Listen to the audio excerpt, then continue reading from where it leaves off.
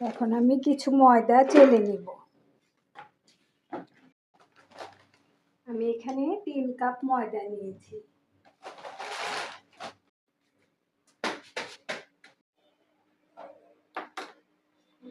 ময়দাগুলোকে মেখে নিব। প্রথমে দিয়ে দিচ্ছি 1 চামচ লবণ, তারপর দিয়ে দিচ্ছি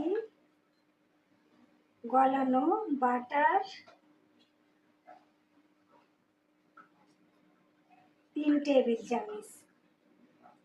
এখানে আনসল্টেড বাটার নিয়েছি, ইচ্ছা করলে সয়াবিন তেলও দেওয়া যাবে।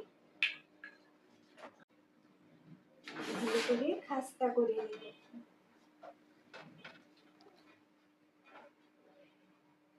যখন হাতের মুঠে দলাটা পাকিয়ে যাবে তখন বুঝতে হবে কনসিস্টেন্সিটা ঠিক আছে, খাস্তা হয়ে গেছে।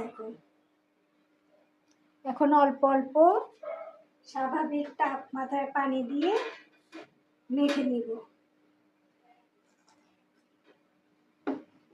বেশি শক্তও না, বেশি নরমও নয়, এইভাবে ডোটাকে মাখাতে হবে।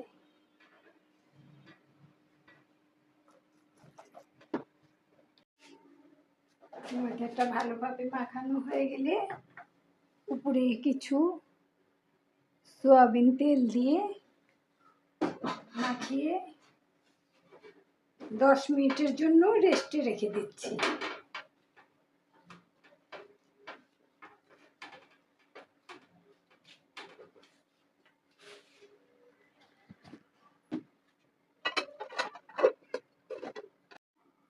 ফিরে আসলাম 10 মিনিট পর।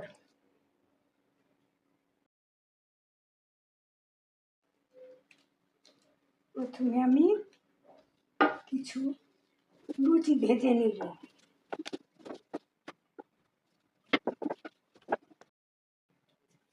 এখানে আমি 8টি লুচি বেলে নিয়েছি, এখন এগুলোকে ভেজে নেব।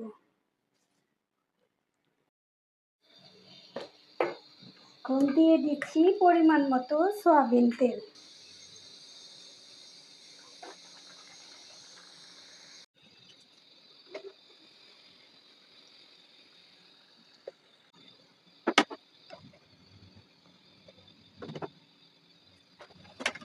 ভাজা হয়ে গেল আমার খাস্তা করা লুচি ভাজা।